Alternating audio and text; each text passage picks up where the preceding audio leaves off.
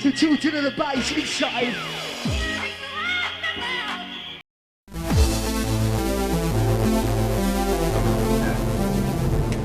First car I ever had was a Cavalier actually. That was going back, that was before I was DJing.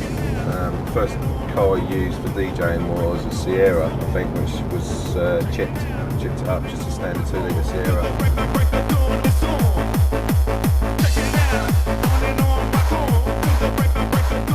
Currently driving an Audi, but I've had quite a few fast cars over the years. I've been through 4 Sapphire Cosworths, 2 of which I wrote off, which are infamous little incidents, one of which was burnt out on the M4. So I was coming back from Cardiff one night and sat there on the embankment watching my Cosy burn to bits. So that was a right cutter.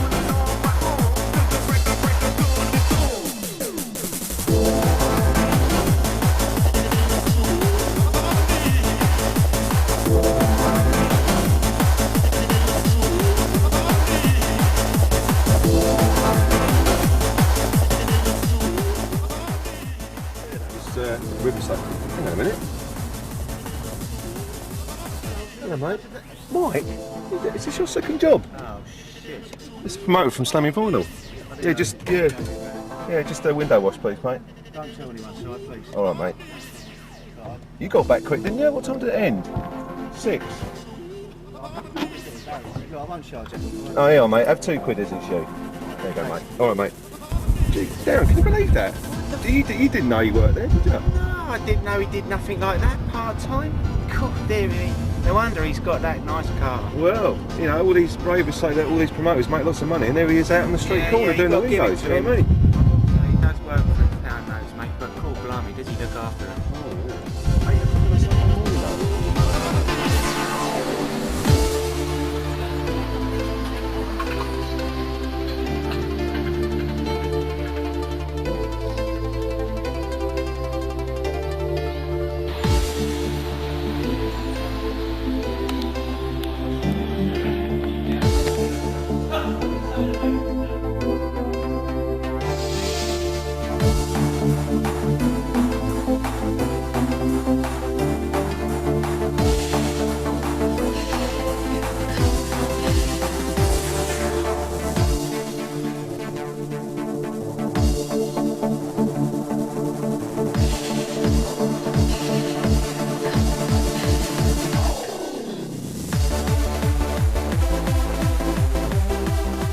We are in Sunny Aldershot, right next to the busiest estate agents we've ever seen. Just like to pan over to there and see how many people are buying houses in Aldershot. That is the right move. And I'm here with my bruvs, Mr. Darren Bellino and Mr. Mike Slammer, the Incredible. Yeah, back is the Incredible. Yeah. Well, actually, one of my first ever raves that I did, I started off playing in the clubs in Nottingham when I was at college up there, and then I was booked by DJ SS, who used to run a night called Nemesis in Leicester, and I did, I can't remember the name of the Ashby Halls, I think it was, or Ashby Leicester Hall or something like that, in about 91, and I think that's about the same size as the Sanctuary. It's probably about 3,000, 4,000 people there, so it was quite early on in my career actually.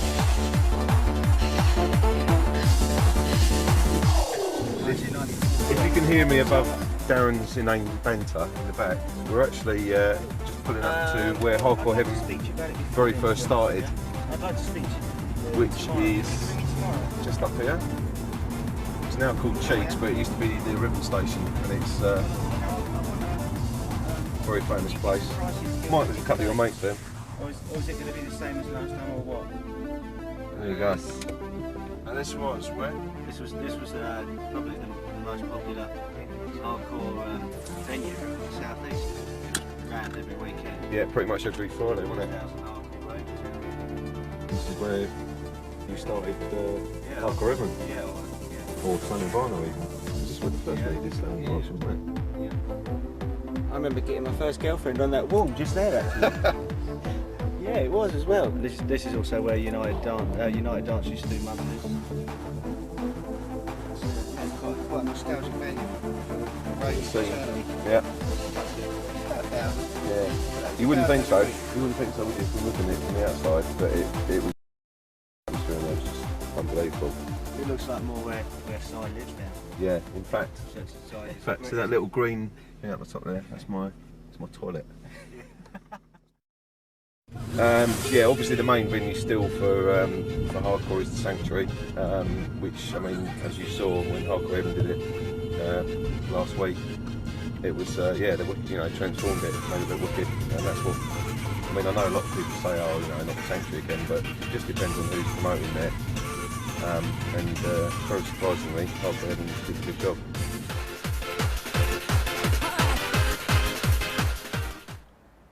Right, peeps. We just played a little trick on Mr. Bellino. We'll keep you informed.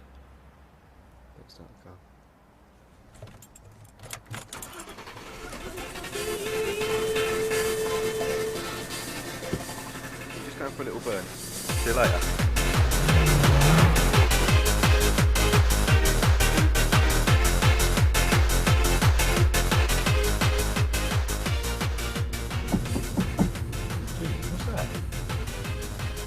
Hear that noise? What is it?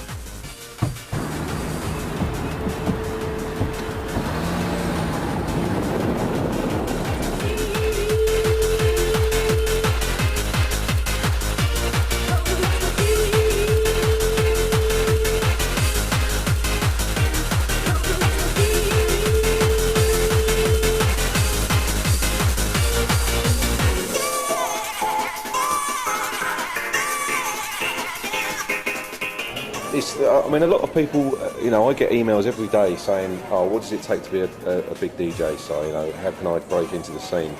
And, I know we've concentrated on cars a lot, because obviously that's one of my passions, but, I mean, it does play a big part, you've got to be, if you want to be a big DJ, you've got to be professional from, I know you can have a laugh and you can do this and do that, but at the end of the day, it comes down to professionalism. And especially if you've got 3 gigs in the night, that you've got paying ravers who are expecting to see you.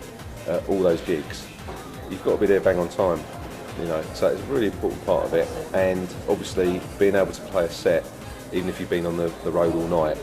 And another important point though is you've got to maintain this smile that you have, this Hollywood smile. Cheesy smile. I hope that we can put a ching ching ding ding there, like the Carlsberg has that, because this man has got the cheesy smile. All I do is think about Darren at the gates at United Dance and think ding ding. We're in the Ship.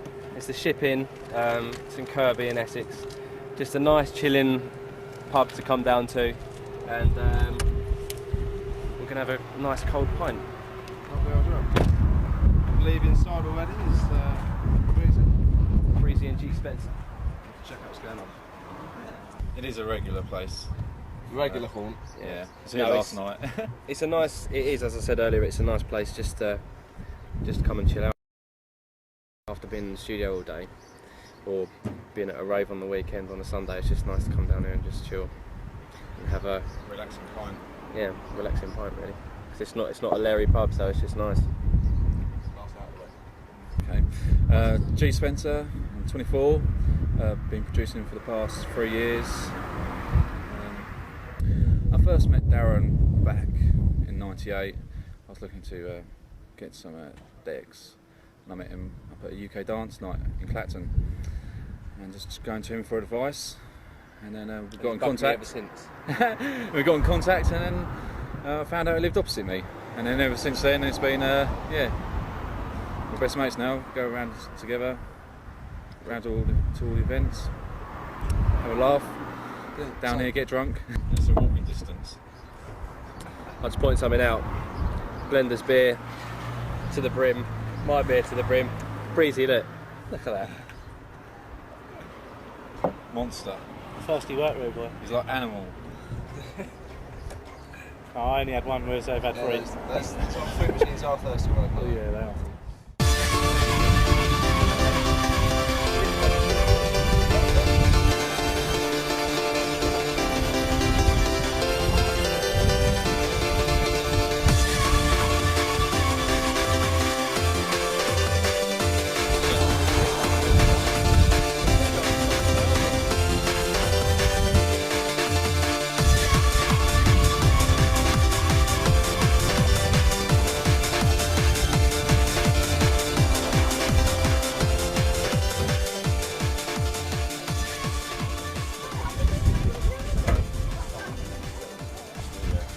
No, I moved with my mum and dad when I was 7, and just been around this sort of area ever since. So yeah, I've grown up around this neck of the woods pretty much. I don't really remember much of London because that's where I lived before. So.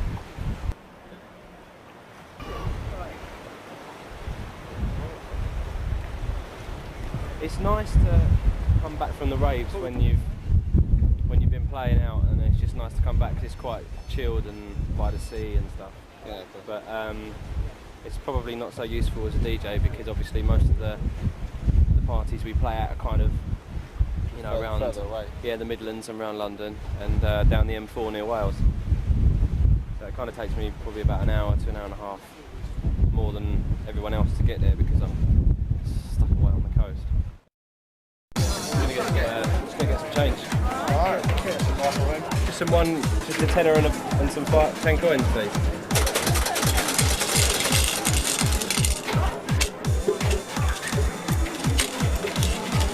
Thank you. Alright.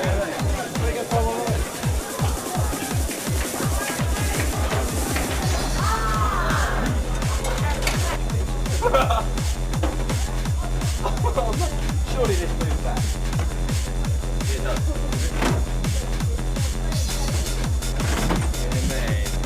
I used to go on it all the time. Just for that. Just used to go out with my mates on a Saturday morning, and this is where we'd come. We'd go bowling and on the waltzers and all sorts.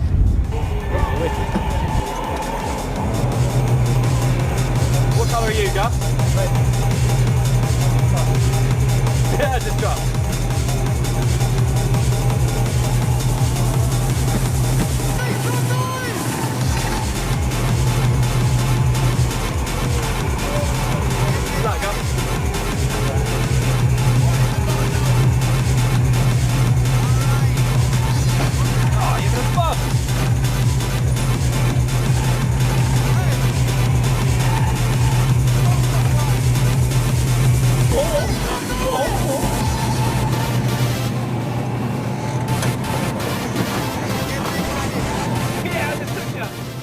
Clacton used to be a dance mecca really. It used to have Oscars. We used to do UK dance nights, myself and Force, down at Rumours in Clacton. They used to sell out. It used to be about 1,000 people in there every single time with DJs like Rat Pack, Nickel Black Market, Force and Styles, Hixie, Slipbat, Seduction. There's one resident. There was someone else I can't. Oh yeah, he used to play upstairs. Breeze. He used to play there now and again. He used to do a nice 9 till 10 warm up for us. I remember why I hang about with you.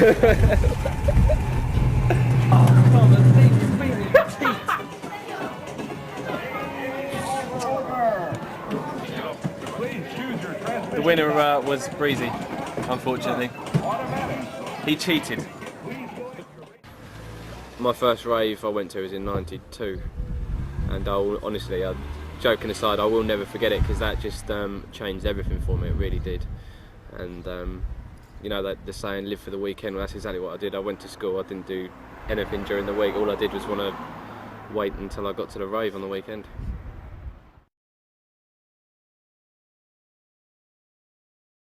Do not attempt to leave the desk.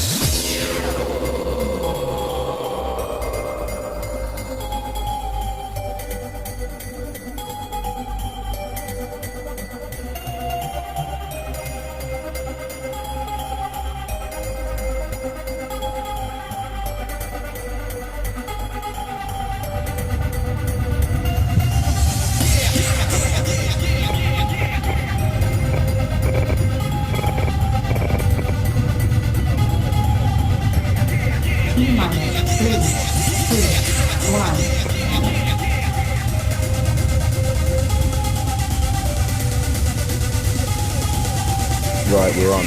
The clock is ticking. Do not attempt to leave the desk.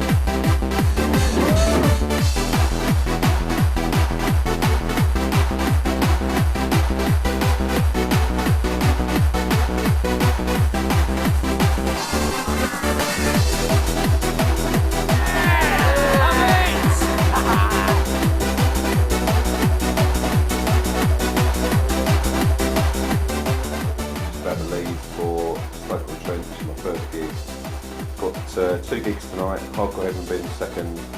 Record bags ready, CDs are ready. Let's go.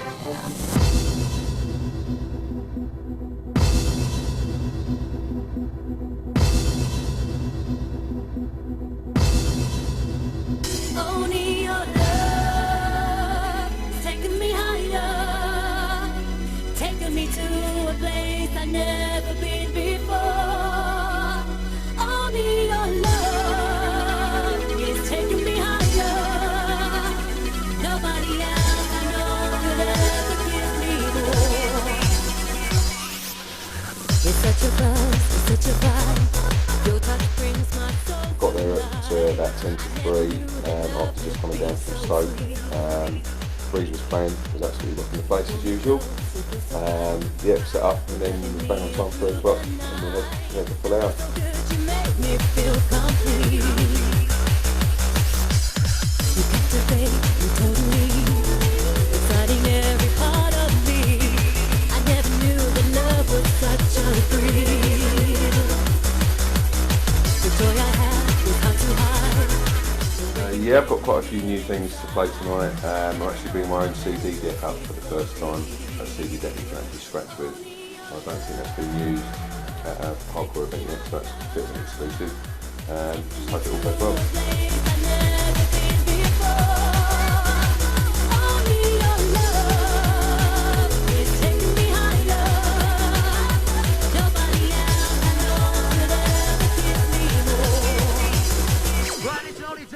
Only down, get your whistles ready.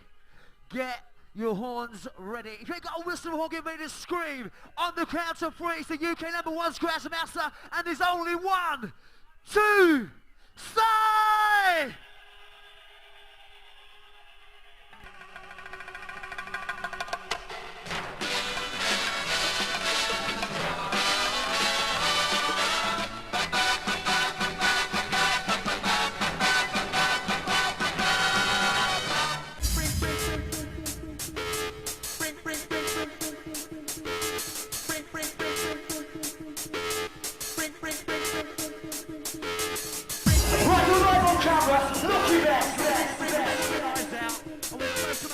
If the gig's packed, then you can get away with newer material more easily because obviously you've got them all in the same room and they're not going anywhere. So you can try out new styles. If it's a smaller venue with not so many people, then you've got to try and keep the people on the floor, and that often means that you've got to stick in the odd anthem, fairly regularly. Whereas, I mean, tonight I played fairly up front. There's only a couple of older tunes that I played.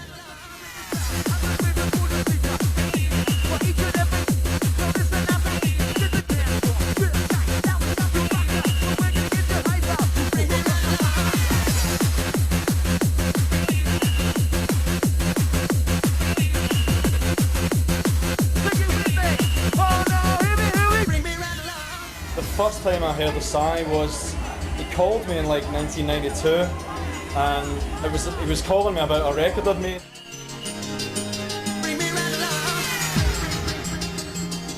I remember at the time he was playing a lot of kind of breakbeat stuff, probably Virgin on drum and bass or jungle at the time, and over the years his style, the bass drums have got bigger, just went away from the breakbeats, and he also does a bit of garage, I believe.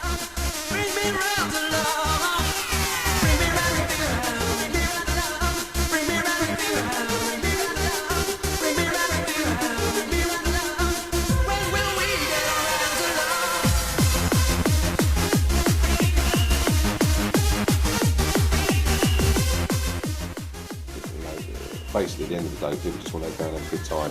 That's what they pay their money for. So it's very difficult now because some people want you to play anthems and other people want you to play really up front. So you've got to try and balance it and use your own judgment to try and give them what they want.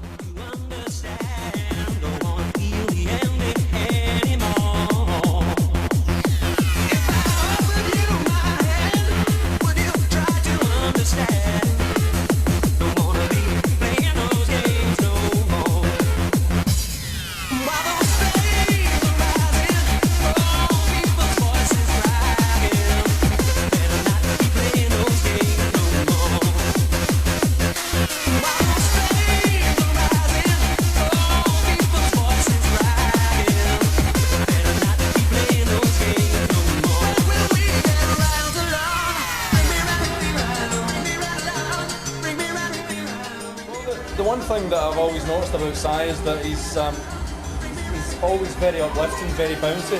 Out of all the DJs, he's probably the one who's closest to me in terms of the kind of tracks and the kind of reactions that we like.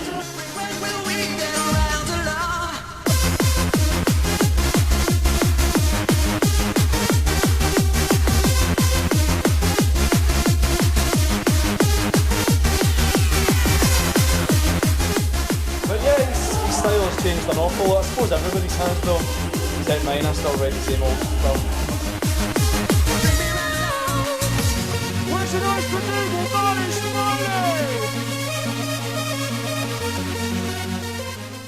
Well, I arrived earlier on with all my ladies.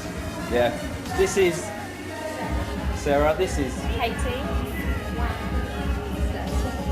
my girls. What's that?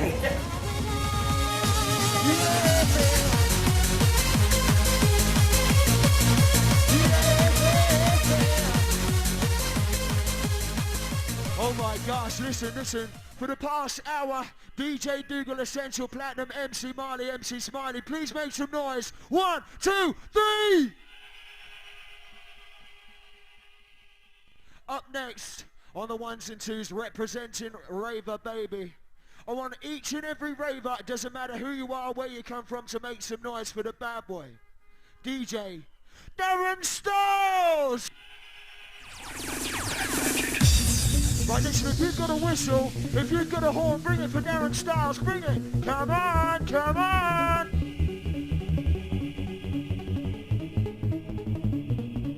Hold tight, Sharky. Yeah!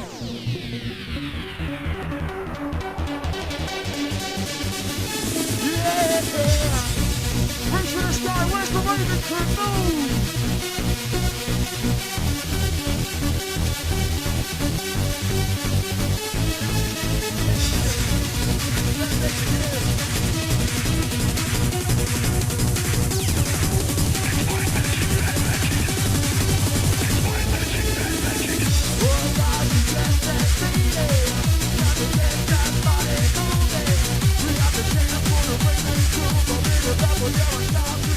Now, Darren Styles, his favourite colour's blue. I think back in nursery school, he liked to play with the red toy in the corner. What else? I'll tell you his whole life story in there. No, right.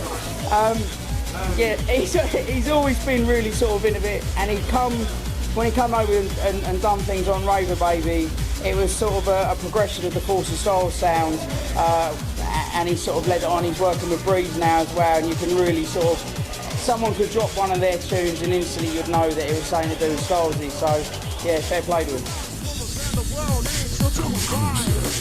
Fear no distance. There's one thing that I need. Your promise. Sell me your soul, and I'll bring you power. Sell me your soul, and darkness will rule. It's my magic, bad magic. It's my magic, bad magic.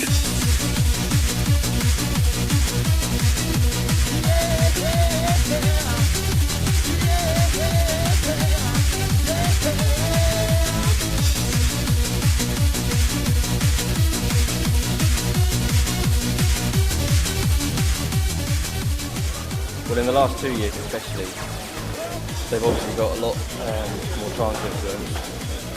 I love trance music. I like vocals. I've always made vocals hardcore. Just uplift. I just love uplifting music. See them put their hands in the air, and I just get into it as much as they do. I love it.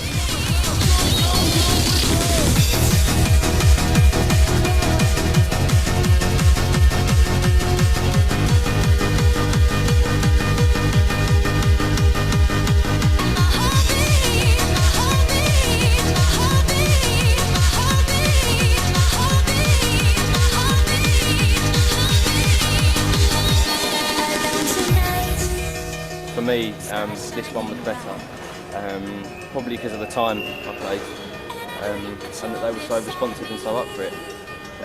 Obviously at 5 till 6 you can't play so many upfront tunes. I think it's best to play quite a lot of tracks that they know. And yeah, it paid off, I think. And my heart beats just like a drum. he's always sort of led his very own sound. His production and the way he plays his music is always really good. He always sort of tries to push the boundaries out on something a little bit different, which is good.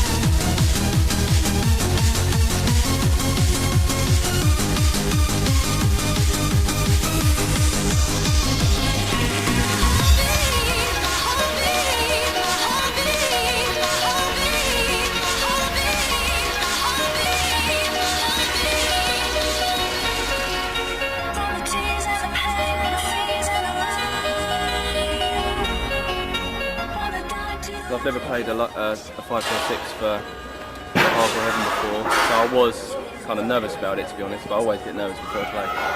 But it was different to what I expected, because like some people say it's a graveyard shift or whatever. It depends what crowd you got, but the crowd were just awesome, and it was shocking, really shocking, and I'm still sort of tingly from it now.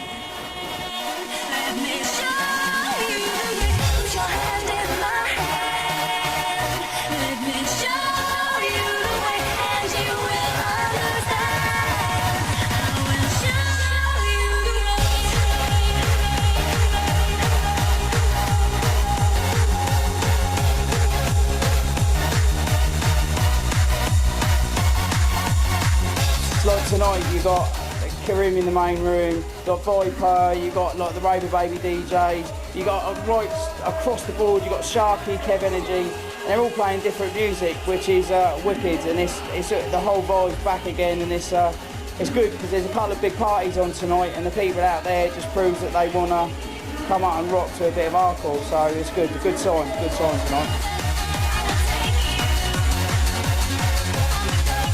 I think the main thing is that there's more people for a start, but I think that the quality of the music, there's a lot more DJs producing records now. The music's very fresh. Every guy coming here tonight is playing as upfront as possible, and I think the last one was a real good, we really needed it as an extra hardcore event, and this one again, if you just take a look outside, it's fantastic, I was only on for 40 minutes and 45 minutes, I wish I was still DJing.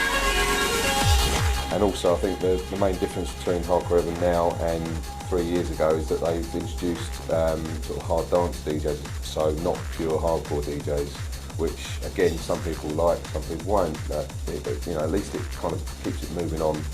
It's got somewhere to progress to then, I think.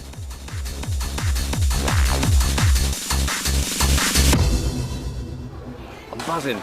That natural high, mate, it was really, really good. Really, really good.